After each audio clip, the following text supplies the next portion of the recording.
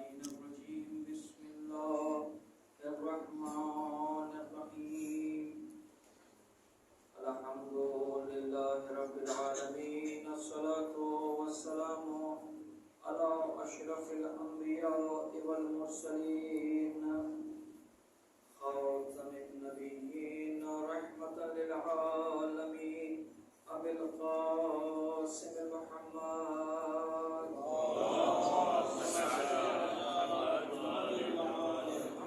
وعلى آله الطيبين الطاهرين المعصومين المظلومين ولعنة الله على أعدائهم أجمعين من يومنا هذا إلى قيام يوم الدين. نات علي مظهر العجائب تجد آنا لك في النوائب. كل هم وغم سينجلي بعظمتك يا الله بنبوتك يا محمد بولايتك يا علي يا علي يا علي. اللهم صل على محمد وآل محمد. أما بعد. بسم الله الرحمن الرحيم. السلام عليك يا أبا عبد الله وعلى الأرواح التي حلت بفنائك. عليك مني جميعا سلام الله أبدا ما بقيت وبقي الليل والنهار ولا جعل الله الآخر لحد مني زيارتكم. السلام على الحسين وعلى علي بن الحسين وعلى أولاد الحسين وعلى أصحاب الحسين سواء. اللهم صل على محمد وآل محمد. شروع خالق کائنات کے اس بابرکت و باعزت نام سے جو بڑا مہربان نہایت رحم کرنے والا. تمام تر تعریفیں اس مالک حقیقی کے لیے کہ جس کا ایک قبضہ قدرت میں ہم سب کی جان ہے. درود و سلام محمد و آل محمد کے لیے. اللهم صل على محمد وآل محمد. خوش نصیب ہے وہ شخص کہ جسے فرش عزا جیسی نعمت نصیب ہوتی ہے. خوش نصیب ہے وہ شخص کہ جو اس فرش عزا پر آتا تو خالی ہاتھ ہے. بھرا ہوا ہاتھ نہیں جاتا، بھرا ہوا دامن جاتا. یہ صدقہ ہے اس حسین کا کہ جو کسی کو خالی ہاتھ نہیں لوٹاتا. یہ وہ فرش عزا ہے کہ جہاں روحانی تبرک بٹھتا ہے. یہ انسان کے اپنے اوپر ڈیپینڈ کرتا ہے کہ میں اپنا کتنا ظرف لے کر آیا ہوں اس تبرک کو لینے کے لیے. انسان جب اس نیت کے ساتھ آتا ہے، میں ہمیشہ کہا کرتا ہوں کہ جب بھی فرش عزا پر آنا تو ثواب کی نیت سے نہ آنا. ثواب تو ملے گا، ثواب تو ملنا ہے. ثواب وہ بونس ہے کہ جو ملنا ہے، کیونکہ یہ وہ فرش عزا ہے جہاں ذکر محمد والے محمد ہوگا. اور اگر قرآن کے روح سے اس ذکر کو دیکھیں تو پروردگار عالم نے قرآن کے اندر واضح طور پر ارشاد فرما دیا بسم اللہ الرحمن الرحیم وما خلقت الجن والانس الا لیعبدون کہ میں نے جن و انسان کو خلق کیا عبادت کے لیے. اب اس سے بہترین عبادت کیا ہوگی کہ ہم حسین کے وسیلے سے خدا کو یاد کر رہے ہیں. اس سے بہترین کوئی عبادت ہو نہیں سکتی. تو اگر ثواب کی نیت سے آؤ گے تو ثواب ملے گا، لیکن اگر اس نیت سے آؤ گے کہ مولا اگر یہاں پر روحانی تبرک بڑھتا ہے تو میری زخمی روح کو مرہم چاہیے، تو مولا حسین اس روح کو وہ مرہم عطا کریں گے. اور روایتوں میں بھی ہمیں ملتا ہے، آج شب جمعہ ہے، کہ جب تم اپنے رب کے حضور میں پیش ہونا، ہم سب گنہگار ہیں، اپنے رب کے حضور میں پیش ہونا تو اس اس انداز سے پیش ہونا کہ تمہارے دل نرم ہوں، تمہاری آنکھ میں آنسو ہوں. ہمارے دل ہمارے گناہوں کی وجہ سے پتھر کے بن چکے ہیں. کون سا ایسا تذکرہ ہے، کون سی ایسی شے ہے کہ جو پتھر دل کو بھی پگھلا دیتی ہے؟ جب ہم نے دیکھا تو وہ ذکر حسین ہے کہ جس کے غم میں سنگ نے بھی گریا کیا، جس کے غم میں پتھر بھی خون کے آنسو ہوئے. تو اس ذکر حسین کو کوئی عام ذکر نہ سمجھنا. میں نے اپنی ابتدائی مجلس میں کہا تھا کہ حسین کا ذکر ہمیں زندہ رکھتا ہے. حسین کا ذکر ہمیں زندہ رکھتا ہے. دیکھیں، ہمارے پاس 2 خزانے ہیں. ایسے 2 خزانے ہیں، توجہ رکھیے گا، ایسے 2 خزانے ہیں کہ جس پہ ہم ناز کرتے ہیں. اور وہ 2 خزانے ایسے خزانے ہیں کہ جو ہمیں پرواز دیتے ہیں. مجھے یاد ہے کہ میرا عنوان زیارت عاشورہ پر ہے. میں اپنے عنوان کی طرف آ رہا ہوں، لیکن ایک نقطہ پہلے آپ کے سامنے پیش کروں گا، اس کے بعد میں آتا ہوں، کیونکہ زیارت عاشورہ میں بھی جس جملے پر مجھے آج گفتگو کرنا ہے وہ میری منزل کے ساتھ ساتھ چل رہا ہے.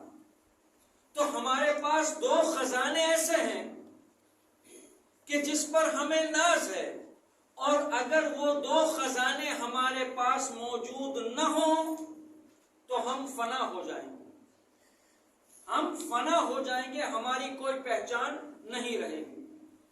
وہ 2 کون سے خزانے ہیں؟ پہلا سب سے بڑا خزانہ علی کی ولایت کا. اگر علی کی ولایت نہ ہو، آپ کہیں گے علی کی ولایت اتنی ضروری ہے، اٹھا کر دیکھ لیجئے قرآن مجید کو.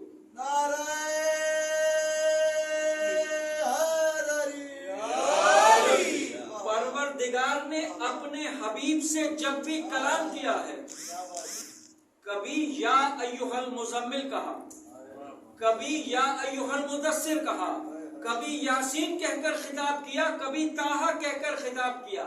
لیکن جب بات علی کی ولایت کی آئی تو آیت کا انداز بدلا. رسول کو پروردگار عالم نے عہدے سے یاد کیا، یا ایھا الرسول. یعنی اگر آپ نے علی کی ولایت کا اعلان نہیں کیا تو گویا آپ نے اجر رسالت کا کوئی کام انجام نہیں دیا.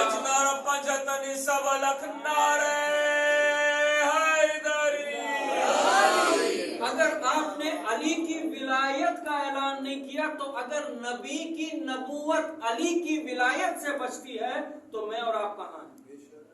یعنی اگر علی کی ولایت کا خزانہ میرے اور آپ کے دل میں نہ ہو، لیکن جب بھی یہ بات ذہن میں آئے کہ میں علی کا تذکرہ کر رہا ہوں، میں علی کا ذکر کر رہا ہوں، تو ہمیشہ پروردگار عالم سے شکر کرنا کہ میری ماں نے مجھے اس انداز سے پالا.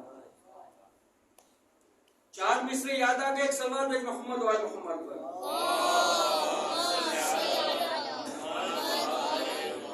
مولا علی سے میرا رشتہ کل بھی تھا اور آج بھی ہے.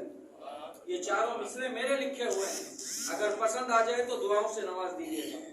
مولا علی سے میرا رشتہ کل بھی تھا اور آج بھی ہے. بھائی بسم اللہ کا نقطہ کل بھی تھا اور آج بھی ہے. بھائی بسم اللہ کا نقطہ کل بھی تھا اور آج بھی ہے. ماں نے مجھ کو دودھ پلایا ناد علی کو پڑھ پڑھ کے، خون میں میرے حیدر مولا کل بھی تھا اور آج بھی. یہ خزانہ ہے کہ جو ماں نے ہمیں اپنے شیر میں پلایا. پہلا خزانہ کہ جس کے بغیر ہماری زندگی ممکن ہی نہیں، اور دوسرا خزانہ ہمارے پاس عزاداری ہے. یہ 2 خزانے ہیں کہ جن کی وجہ سے ہم پہچانے جاتے ہیں، یعنی ایک غدیر اور ایک عاشور. جس کے پروں پر ہم پرواز کرتے ہیں، پرواز کر کے کہاں پہنچیں گے؟ ظہور امام زمانہ عجل اللہ تعالی فرجہ شریف.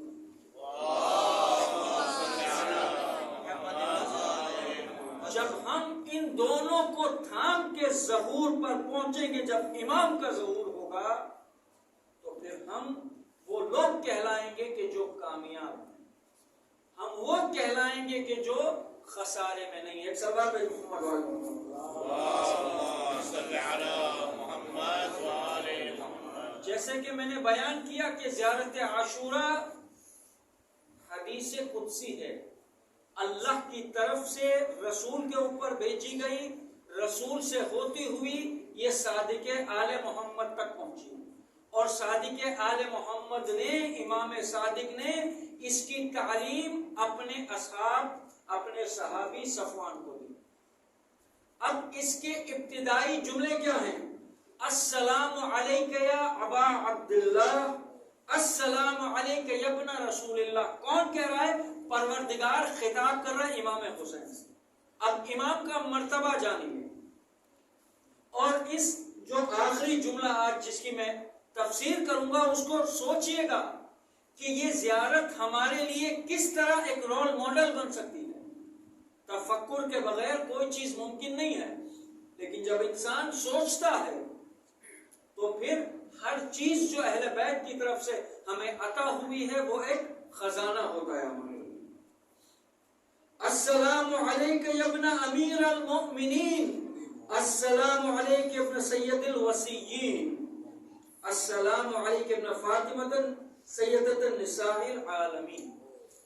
یہ ترجمہ آپ سب جانتے ہیں۔ اس کے بعد زیارت آگے بڑھتی ہے، السلام علیک خال اللہ وابن طالب والوتر الموتور، سلام ہو آپ پر اے قربان خدا اور قربان خدا کے فرزند، اور وہ خون کہ جس کا بدلہ لیا جانا ہے، یعنی امام کے خون کا بدلہ لیا جائے گا۔ یہاں پر آ کر ہم رک جائیں۔ ہر چیز کے لیے تفکر ضروری ہے۔ ہم نے مولانا کی مجلس میں بھی سنا کہ ایک گھنٹے کی فکر جو ہے ہزاروں عبادتوں سے بہتر ہے۔ اب اس میں کیا فکر کرنے کا ہے؟ اس پر جو فکر کرنے کا اور توجہ کرنے کا نقطہ ہے وہ یہ ہے کہ اس زیارت میں پروردگار عالم نے کہا کہ اس خون کا بدلہ لیا جائے گا۔ اب سوال یہ پیدا ہوتا ہے کہ بدلہ لے گا کون؟ اب جب ہمارے ذہن میں یہ سوال آیا کہ بدلہ لے گا کون، تو بدلہ وہی لے سکتا ہے کہ جو حسین کا فرزند ہو، جو پردہ غیب میں ہو۔ اب ہمیں خیال آیا ہمارے آخری امام کا کہ آخری امام کا ظہور ہوگا، تو اب ہمیں جب اس زیارت کی تلاوت ہم نے کی، ہمیں ظہور پر اور یقین ہوا کہ اب ظہور ہونا ہے۔ اب جب ظہور ہوگا تو ہم نے سنا کہ امام کے 313 اصحاب ہوں گے، تو اب ہم پریشان ہو گئے کہ مولا کے 313 ہوں گے، ہم تو ان 313 میں نہیں ہوں گے، لیکن روایتیں آگے بتاتی کہ 313 مین ہوں گے، لیکن امام کی حکومت چونکہ پوری دنیا پر ہوگی تو امام کو اور لوگوں کی ضرورت ہوگی، تو ہمیں تیاری کرنا ہے۔ اب پھر سوال یہ پیدا ہوتا ہے، ایک ہی جملے پر سوال سے سوال نکلتے ہیں کہ اب اگر امام کے لشکر میں مجھے شامل ہونا ہے تو اب مجھے کیسا ہونا چاہیے؟ کہا ہمارے لیے کوئی رول ماڈل تو موجود ہو کہ جس کے جیسا میں بنوں۔ تو اب سوال یہ آیا کہ میں کس کے جیسا بنوں، تو ہمارے ذہن میں کربلا آئی کہ جیسے اصحاب امام حسین کے تھے، ان کی کوالٹیز کو اپنا کے ہمیں امام کے لشکر میں شامل۔ ایک سلوات بھیج محمد والی۔ اس ایک جملے سے کہ جہاں خدا نے فرمایا کہ خون کا بدلہ لیا جانا ہے، کتنے ساری چیزیں ہماری ذہن میں، یعنی انسان سمجھ کے ساتھ اگر پڑھے گا۔ آج شب جمعہ ہے، آپ جانتے ہیں شب جمعہ شب مغفرت ہے، مرحوموں کو یاد کرنے کی شب ہے، زیارت امام حسین کرنے کی شب ہے، اپنے آخری امام کو یاد کرنے کی شب۔ آج کی شب ایک تحفہ لے کر جائیں، ہم کہتے ہیں کہ ہم پریشان ہیں، مشکلیں پیش آئیے، کوشش کریں کہ ہر شب میں اپنے امام وقت سے سرگوشی کریں۔ یہ مشکل کشا کا فرزند ہے، کبھی اپنے ماننے والوں کو مشکل میں رہنے نہیں دیتا، وہ ہماری مشکلوں کو حل کرتا ہے۔ اگر ضرورت ہے تو اس بات کی کہ میں اپنے امام وقت سے گفتگو کروں، اس امام کو بھی انتظار ہے کہ میرا بھی ظہور ہو تاکہ میں اپنے جد کا بدلہ لے سکوں۔ شب جمعہ، شب مغفرت، اپنے مرحوموں کو یاد کریں اور کوشش کریں کہ آج کی شب میں اپنے مرحومین کو سورہ فاتحہ کبیر کا تحفہ بھیجیں۔ آیت اللہ بہجت کے پاس ایک بڑا عالم دین آیا، کہا آقا استخارہ چاہتا ہوں کسی کام کے لیے، کسی مشکل میں پھنس ہوں۔ آیت اللہ بہجت نے کہا سورہ فاتحہ کبیر کا سہارا کیوں نہیں لیتے؟ تو عالم دین کہتے ہیں آقا سورہ فاتحہ کبیر یہ کیا ہے؟ سورہ فاتحہ تو ہم نے سنی ہے۔ کہا ایک دفعہ الحمد 4 مرتبہ، ایک مرتبہ 4 کل پڑھنے ہیں، 7 مرتبہ سورہ انا انزلنا پڑھنا ہے اور 3 مرتبہ آیت الکرسی کی تلاوت کرنی ہے۔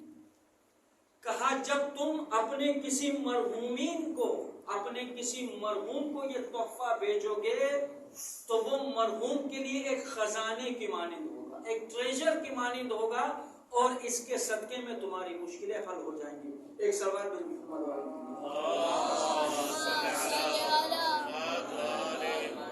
تو یہ شب جمعہ اور مولا علی کا فرمان ہے۔ ہم نے ابھی مولا علی کے فضائل بیان کیے۔ مولا علی کا فرمان ہے کہ کبھی شب جمعہ کو، شب جمعہ سے کبھی فراموش نہ ہونا، یعنی کبھی غافل نہ رہنا شب جمعہ سے، اس لیے کہ شب جمعہ ایک منادی ندا دیتا ہے کوئی جو اپنے گناہوں کو بخشوانا چاہتا ہے۔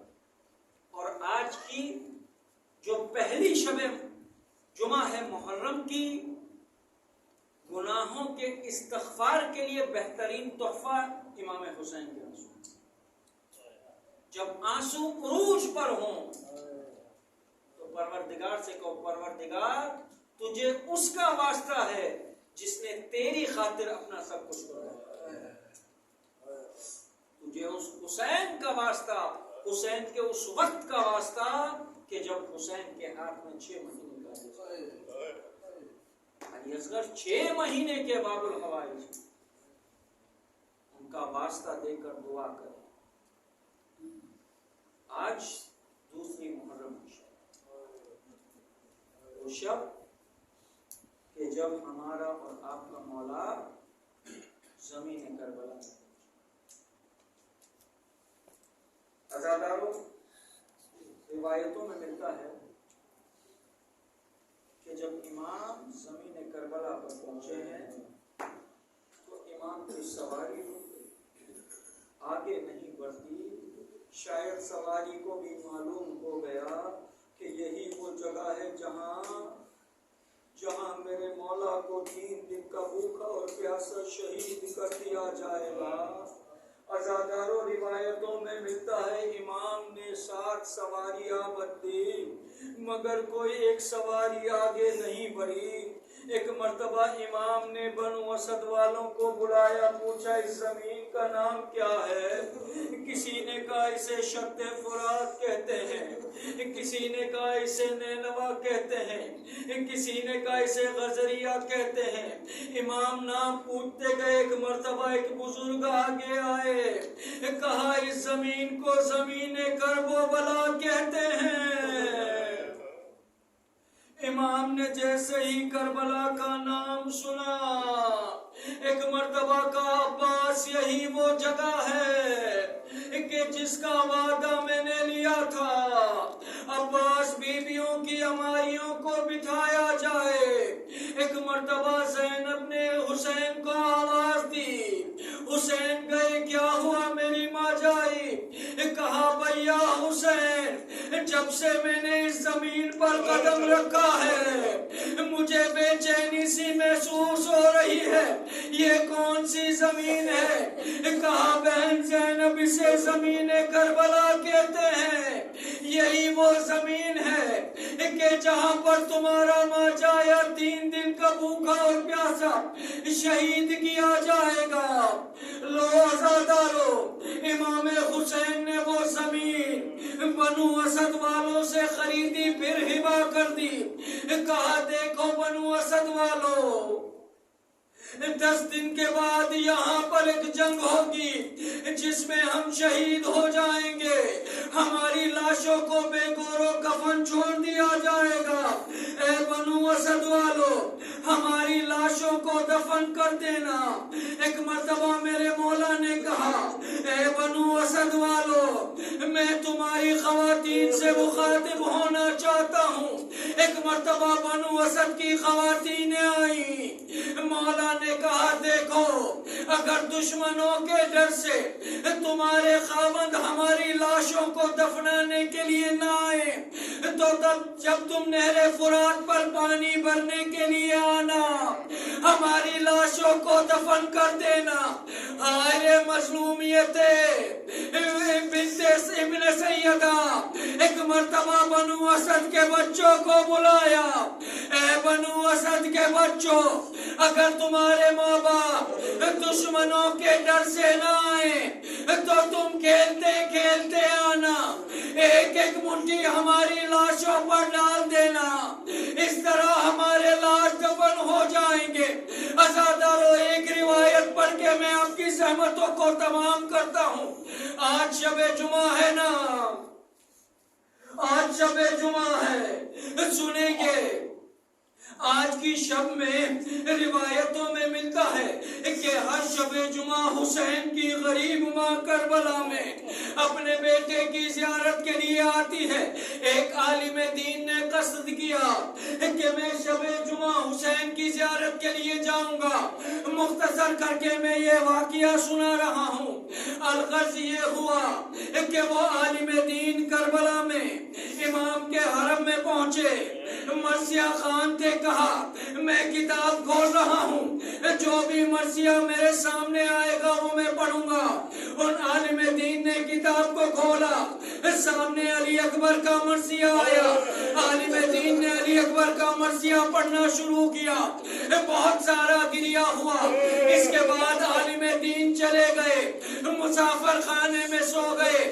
خواب میں کیا دیکھا؟ امام حسین تشریف لائے ہیں. کہہ رہے اے عالم دین، تمہارے لیے 2 پیغام ہیں.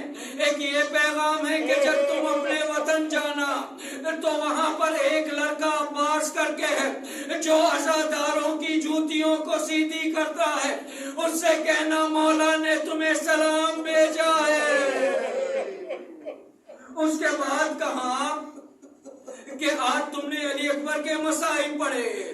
وہ پڑھنے والا ہاتھوں کو جوڑ کر کہتا ہے مولا کیا میں نے کوئی غلط مصائب پڑھے؟ کہا نہیں، تم نے بہت اچھے مصائب پڑھے. تم نے میرے علی اکبر کی مظلومیت بیان کی، مگر تمہیں پتہ ہے ہر شب جمعہ میری ماں مجھ سے ملنے کے لیے آتی ہے. جب سے اس نے علی اکبر کے مصائب سنے ہیں تب سے لے کر اب تک میری ماں اکبر کے غم میں بے ہوش ہو گئی.